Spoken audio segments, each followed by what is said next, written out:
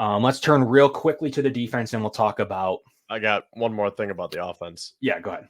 In terms of Kenneth Walker, so it's interesting because he's on pace for having a career year here with rushing yards and receiving yards too.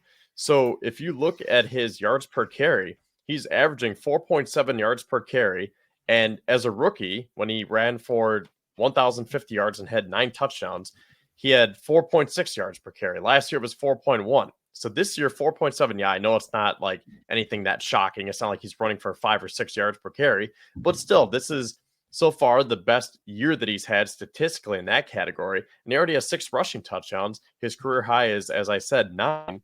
And he's on pace to break his own personal records in all the receiving categories as well. So that's why I'm just confused at why their rushing offense has just been so spotty this year. But I think, as people are saying in the comments here, it's probably just because they've been so pass happy.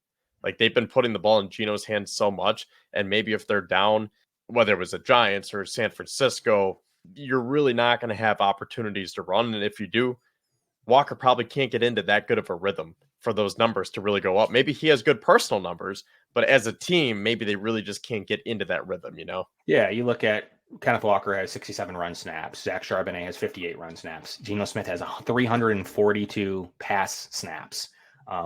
So, like, ultimately, they're throwing the ball a ton. So the Bills need to come prepared for what looks to be their pass attack, and they're going to have to determine what their course of action is against Geno Smith, depending on if he has DK Metcalf at all at full strength or what they're going to end up doing. Now we turn attention to their defense again, as we've talked about some of the moves they made moving in. Ernest Jones, they like to play like a different situational 3-4 with Derek Hall and Draymond Jones kind of on the edge, kind of protecting that a little bit, to mixed results. I'll say, like, they've definitely had mixed results. Draymond Jones has not been very good. That's why they brought in Roy Robertson Harris to play more of a down lineman in their 3-4. The Bills already saw him earlier this year. He's someone that's not overly impressive. Their down linemen have been good. Leonard Williams and Jaron Reed. Those are guys that have been good players in their 3-4 front. Obviously mixing in a little bit with, Byron Murphy II. He's been okay. So, from a stretch of what they're looking to do, it could make sense, but overall, like, they've definitely had some challenges once you get off those down linemen and you start looking across the field a little bit more. So Derek Hall's been a good edge defender for them, but there's been plenty of players that have struggled in their defense. Now let's look at their overall team metrics as we pull that up. They're playing middle of the road football. They've had some good moments, some bad moments. Last week, they were ranked 18th DVOA. They pushed it up after that good performance against Atlanta to 15th. So they're straight in the middle of the league on defense. 14th against the pass, 17th against the rush. So they definitely have their moments struggling against the run. They're out of Seattle. So that's kind of been an interesting stretch of football that they've played. They've actually played the 26th ranked schedule for their defense. So they're playing mediocre football against a pretty bad defensive schedule, meaning the other offense. So the defensive schedule has been 26. It's been super easy. So the results have been middle of the road for a schedule that hasn't been overly good. Of other opponents' offenses, at least, has not been overly strong as a whole. So those are some of the advanced analytics by the numbers. Even the Bills' 21st offenses that they've played. So the Bills by the numbers have actually played better offenses than the Seattle Seahawks. Anything you see about the Seattle defense? Anything that you see that the Bills should be attacking? Like, they're, by all accounts, their run defense hasn't been very good. Anything that you'd like to see the Bills do? I think it's going to come down to Josh Allen versus Geno Smith. I feel like both teams are going to be pass happy. And now I feel like, who was it? Connor McGovern was on today. McGovern was on One Bills Live, and he talked about establishing the line of scrimmage. So it might be in their game plan right now to try to get the ground game going because they think that the Seahawks could be susceptible. Now, I have them as a 28th ranked rushing defense in the NFL. Now, I think your numbers are a little bit more favorable, but either way, I mean, their run defense hasn't been that good, right? Mm-hmm. Correct. So, I mean, I could see that. Like, maybe the Bills try to pick up where they left off with Ray Davis and try to get James Cook going. But I just feel like watching the Seahawks minimally here, like I think the best game to go off of is that Detroit game on Monday night when I could actually watch the Seahawks. and it just seemed like they were susceptible to giving up big plays in the air. And especially with that banged up secondary, this might be the week where you try to exploit that and try to ramp Cooper up a little bit more. And if you can get those younger DBs to worry about Amari Cooper, then you have Keon Coleman, right? Then you have Dalton Kincaid to worry about. Then you have Khalil Shakir to worry about. Maybe Curtis Samuel, if he plays, we'll see what happens there. Dawson Knox, don't want to forget about him. So I feel like as much as the Bills maybe want to run on this Seattle defense, maybe they just want to say, hey, let's keep it in Josh Allen's hands because we think that we can get big 15, 20, 25-yard chunk plays through the air. Yeah. And more inside their DBs. Like, obviously, if Reek Wallen's back, that's going to give him a little bit boost. He practiced today. So without him, they're a complete mess. With him, they actually at least have a corner one because safety play, Julian Love's been good. So Julian Love and Reek Wallen can equal like an okay backfield. But now you're rolling in Kobe Bryant, who's not good. Nehemiah Pritchett, who's hurt. So both of them, combo hasn't been good. Kayvon Wallace, when he comes in, hasn't been good at all. And then if Pritchett is out and can't play, who's already been a struggle, their normal starting corner is Trey Brown, who's also hurt. I straight up don't even know. Artie Burns is the guy that they signed, who's also on the IR. I straight up don't know who their corner two is against the Bills. So the Bills will have to attack. It could be D. Williams, Fayon Hicks from their practice squad. Those are the only guys that have any snaps. I have no idea who the Seahawks corner two will be in this game. And then above that corner two, you're talking about Kobe Bryant and Kayvon Wallace, depending on who's going to take the majority of the snaps there.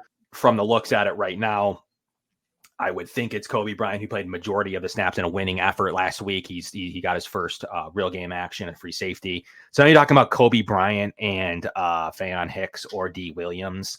There's a complete side of the field that is overly attackable. Whoever Reek Wallen decides to match up with will be able to compete, and then wherever Julian Love is. But half of their backfield is going to be a challenge with new linebackers in there and new positions for Terrell Dodson, totally new player in Ernest Jones. On the other side, you have an edge that's struggling, like an edge defender in a 3-4. We'll see. They probably take him off a lot for Witherspoon, but still a guy that plays a good amount of snaps. And Draymond Jones, 307 snaps, hasn't really been good at anything this season. So there's going to be a side of the field that's very, very attackable, just like the offensive line on the other side. The right side is very, very attackable. The same thing for the Seattle defense, very attackable. If for some reason Reek Wallen can't go, I just think you got to go out and throw the ball all over the yard. If Reek Wallen plays, obviously that'll tamper that a little bit as he'll be able to match up well against either Keon Coleman or Amari Cooper. But there's going to be winnable matchups for one or the other boundary corners, because obviously you're going to have Witherspoon on Khalil Shakir, but you have a very winnable matchup. Can Terrell Dodson cover Dalton Kincaid? I don't think so. So you're going to have a winnable matchup there, and then you're going to have a winnable matchup at really Keon Coleman. Could be a Keon Coleman game, unless they decide to cover him with Reek Wallen and leaving Cooper on his own against a corner that hasn't played much. So either they're starting a brand new corner for the first time, or they're going to be playing Trey Brown, who isn't very good in my opinion, or even worse, Nehemiah Pritchett, who has not had a good start to the year either. So they definitely have some issues at the wide cornerback spot. Pritchett got his first real action in week 7, wasn't good in it. Trey Brown is generally going to be their starting corner. If he plays okay, whatever, he's not that good. There's going to be some winnable matchups across the field from the Bills' perspective. With that being said, Kevin, putting it all together, what are your final thoughts on how to attack this Seattle? What do you want the Bills to do? Come out and do? Do you want them to be physical and run the ball, or do you want to attack which perceives to be half of the field on defense, which looks weaker? They can get after the quarterback. They do have that pressure package, a good D line, but some definite holes in the second and third levels. Well, I think the Bills have a multitude of ways that they can attack this defense. Now, I'm not sure if we've mentioned this already, but Seattle is 19th in scoring defense. They're giving up more than 23 points per game. And as we mentioned, they are susceptible to giving up those big plays. And I keep going back to that Monday night game in Detroit. They gave up 42 points to the Lions. The Lions almost had 400 total yards of offense. Jared Goff was 18 of 18 for 292 yards and 2 touchdowns. Jahmyr Gibbs had 14 carries for 78 yards and 2 touchdowns. David Montgomery had 40 yards and a touchdown. So Goff was able to carve up their pass defense, and Detroit still had their way on the ground. So I feel like the Bills can attack them either way. For the reasons that we laid out, I feel like you would want to attack that weakened secondary with Josh Allen. And the more Amari Cooper gets acclimated and the more everyone else settles into those roles, like Keon Coleman, I feel like you would want to throw. But looking at the weather forecast in Seattle, the early forecast is 56 degrees with an 80% chance of rain. So weather could also be a factor, and maybe the Bills are going to want to establish a line of scrimmage and get James Cook and Ray Davis going. And then if it clears up later on in the game, that's when you can open it up with Josh Allen's arm.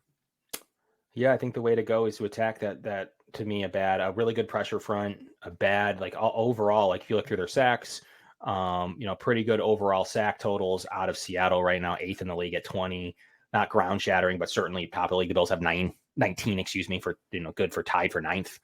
In the league. So Seattle's tied with the Packers for 20 for being 7th in the league, and the Bills, Lions, Eagles, Commanders are right below it at 19. So they're all tied there. So they can get after it a little bit. Terrell Dodson has 2 sacks for what it's worth. So that's pretty funny. But their main, realistically, their main sack guys, Derek Hall, 5 sacks in the year, Boye Mafe with 4 sacks. So, obviously, and then you got Leonard Williams at 2.5 and Terrell Dodson at 2. So those are the main guys that you're looking at. So I want to attack that front. I want to attack them in the running game. If there is going to be a little bit of elements, let's play some Ray Davis. Let's play some James Cook. Let's establish the run the best of the Bills can. And then they're going to have issues at the corner spot. To me, I think you attack it with what you can do with what you saw in the second half of Keon Coleman and Amari Cooper. Look, like we talked about the Bills not beating a winning opponent. If the Bills win this week, it's another 500 team, though. That team would go to 4-4, and you could still say the Bills haven't beat a winning opponent. But by all metrics, it'd be a 4-4 team, but it'd be a good 4-4 team. You're talking about 15th in the league on defense, and we talked about 10th in the league on offense. Their DVOA is in 12th overall. So you're talking about a wild card team or better in the NFC. So ultimately, I don't want to hear that they can't beat winning team, because this is a team that is borderline, depending on the metric, 10 to 12 and a lot of different things. If you're only talking about the Chiefs and Ravens, that's one thing, but the Seahawks team is maybe not tier 2 with the Bills and Texans, and a couple others, like maybe the Vikings and Packers, but they're right there borderline in that next tier of team that can make a this is a playoff team. The Seattle Seahawks are a playoff team.